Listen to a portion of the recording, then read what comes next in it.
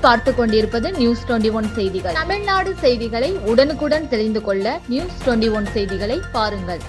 தருமபுரி மாவட்டம் மாரண்டஹள்ளி அடுத்த மன்னார்கோட்டை கிராமத்தில் தந்தை விற்ற நிலத்தை மகள் அபகரிக்க முயற்சி. அடியாட்களுடன் சென்று கொலை மிரட்டல் விடுவதாக குற்றச்சாட்டு. இது குறித்து செய்தியாளர் சந்திப்பு. 40 வருஷத்துக்கு முன்னாடி 36,000 நிலத்தை 2 ஏக்கரா நிலம் வாங்கினாரு.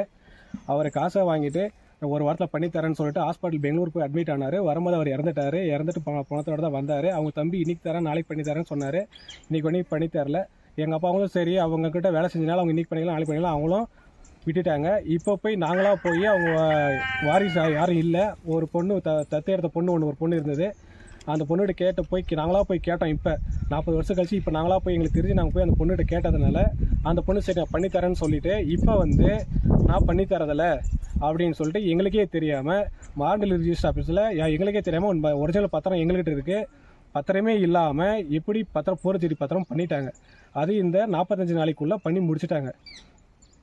பண்ணி முடிச்சு வச்சுருக்காங்க. இப்போ அளக்கிறதுக்கு வரேன். இப்போ நான் பாலக்கோடு இவ்வளோ முன்சிப்பை பார்க்குறேன் அவங்கள பார்க்குறேன்னு போலீஸை கூப்பிட்டு மிரட்டுறாங்க. நான் இப்போ இந்த இடத்த அளக்கிறதுக்கு முன்சிப்பாடு வந்துட்டாங்க. நாங்கள் விடுறதில்ல 10 மூலப்பத்திரத்தையும் கோர்ட்டில் சப்மிட் பண்ணிட்டோம் ஹைகோர்ட்டில். அது மூலிமா நாங்கள் போயிட்டுருக்குறோம்.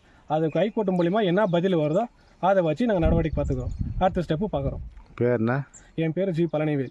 இந்த பூர்வீகமாக இந்த சொத்துல இருந்தாங்க. 40 வருஷமாக இந்த சொத்து வாங்கி வச்சுருந்தாங்க எங்கள் அப்பா. இப்போ நாராயணன் என்ற அபகாங்கிட்ட வாங்கினாங்க. அவங்க இப்போ என்ன பண்ணுறாங்க, நீ என்ன சொல்கிறது நான் என்ன கேட்குறது அப்படின்னு கேட்குறாங்க. நீங்கள் சொத்தை விட்டு எழுங்க, எங்களுக்கு இந்த சொத்து முக்கியம் அப்படின்றாங்க. எங்களுக்கு தான் இந்த சொத்து தான் எங்களுக்கு முக்கியம். நாங்கள் இந்த பூர்வீகாலமாக இந்த சொத்துல தான் எங்கள் அப்பா நாங்கள் எல்லாமே சின்ன வயசுலேருந்து இங்கே தான் வந்தோம். இப்போ நீங்கள் எழுங்க அப்படின்னு ஆளுங்கள்லாம் அடிக்கிறாங்க, மிரட்டுறாங்க, ஃபோர்ஜரி பண்ணி பத்திரம் பண்ணி வச்சுருக்கிறாங்க. இந்த குடும்பம் இங்கே 8 குடும்பம் இருக்கிறோம். எங்களுக்கு இதை விட்டா வழி இல்லை. இந்த சொத்தை விட்டா எங்களுக்கு வழி இல்லை. பேருங்க? என் பேர் கனகா.